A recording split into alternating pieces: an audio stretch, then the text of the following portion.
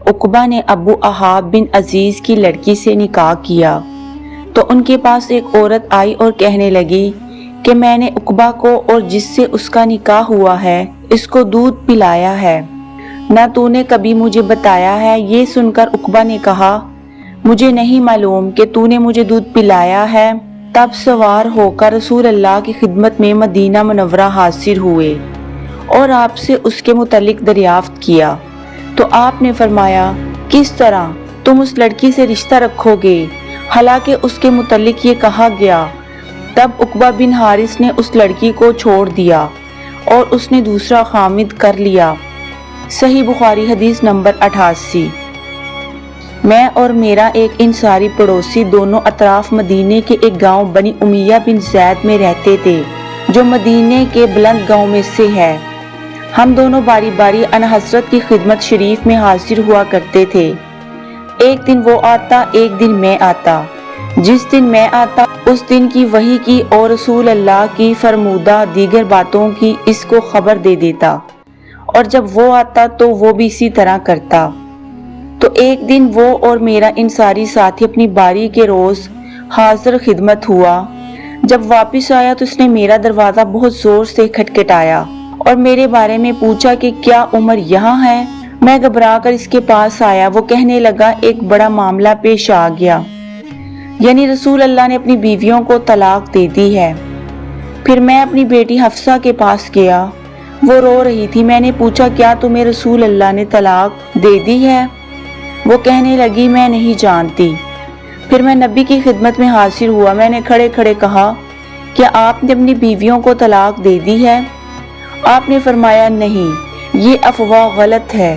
تب میں نے تعجب سے کہا اللہ اکبر، اللہ بہت بڑا ہے۔ صحیح بخاری حدیث نمبر 89۔ ایک شخص نے رسول اللہ کی خدمت میں آ کر عرض کیا یا رسول اللہ فلاں شخص لمبی نماز پڑھاتے ہیں، اس لیے میں جماعت نماز میں شریک نہیں ہو سکتا کیونکہ میں دن بھر اونٹ چرانے کی وجہ سے رات کو تھک کر چکنا چور ہو جاتا ہوں اور طویل قرات سننے کی طاقت نہیں رکھتا۔ ابو مسعود راوی کہتے ہیں کہ اس دن سے زیادہ میں نے کبھی رسول اللہ کو وعظ کے دوران اتنا غضبناک نہیں دیکھا۔ آپ نے فرمایا اے لوگو، تم ایسی شدت اختیار کر کے لوگوں کو دین سے نفرت دلانے لگے ہو۔ سن لو، جو شخص لوگوں کو نماز پڑھائے تو وہ ہلکی پڑھائے، کیونکہ ان میں بیمار، کمزور اور حاجت والے سب ہی قسم کے لوگ ہوتے ہیں۔ صحیح بخاری حدیث نمبر 90۔ ایک شخص عمر یا بلال نے رسول اللہ سے پڑی ہوئی چیز کے بارے میں دریافت کیا۔ آپ نے فرمایا اس کی بندن پہچان لے، یا فرمایا کہ اس کا برتن اور تھیلی پہچان لے، پھر 1 سال تک اس کی شناخت کا اعلان کراؤ، پھر اس کا مالک نہ ملے تو اس سے فائدہ اٹھاؤ، اور اگر اس کا مالک آ جائے تو اسے سونپ دو۔ اس نے پوچھا کہ اچھا، گمشدہ اونٹ کے بارے میں کیا حکم ہے؟ آپ کو اس قدر غصہ آ گیا کہ رخسار مبارک سرخ ہو گئے، یا راوی نے یہ کہا کہ آپ کا چہرہ سرخ ہو گیا۔ یہ سن کر آپ نے فرمایا تجھے اونٹ سے کیا واسطہ؟ اس کے ساتھ خود اس کی مشق ہے اور اس کے پاؤں کے سم ہیں، وہ خود پانی پر پہنچے گا اور خود ہی لے گا اور خود درخت پر چرے گا، لہٰذا اسے چھوڑ دو یہاں تک کہ اس کا مالک مل جائے۔ اس نے کہا کہ اچھا، گمشدہ بکری کے بارے میں کیا ارشاد ہے؟ آپ نے فرمایا وہ تیری ہے یا تیرے بھائی کی، ورنہ بھیڑیے کی غذا ہے۔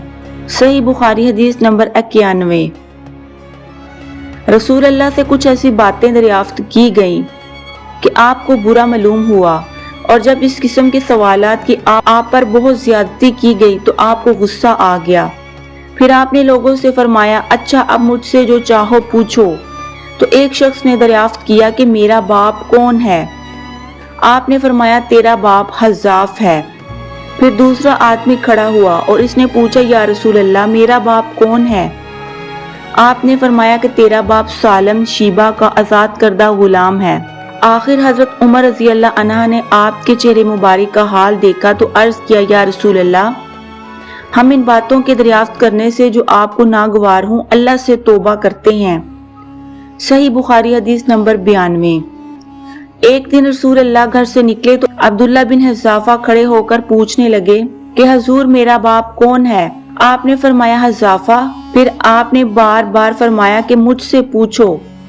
تو حضرت عمر نے دو زانوں ہو کر عرض کیا کہ ہم اللہ کے رب ہونے پر، اسلام کے دین ہونے اور محمد کے نبی ہونے پر راضی ہیں، اور یہ جملہ 3 مرتبہ دہرایا۔ پھر یہ سن کر رسول اللہ خاموش ہو گئے۔ صحیح بخاری حدیث نمبر 93۔ جب آپ سلام کرتے تو 3 بار سلام کرتے، اور جب کوئی کلمہ ارشاد فرماتے تو اسے 3 بار دہراتے، یہاں تک کہ خوب سمجھ لیا جائے۔ صحیح بخاری حدیث نمبر 94۔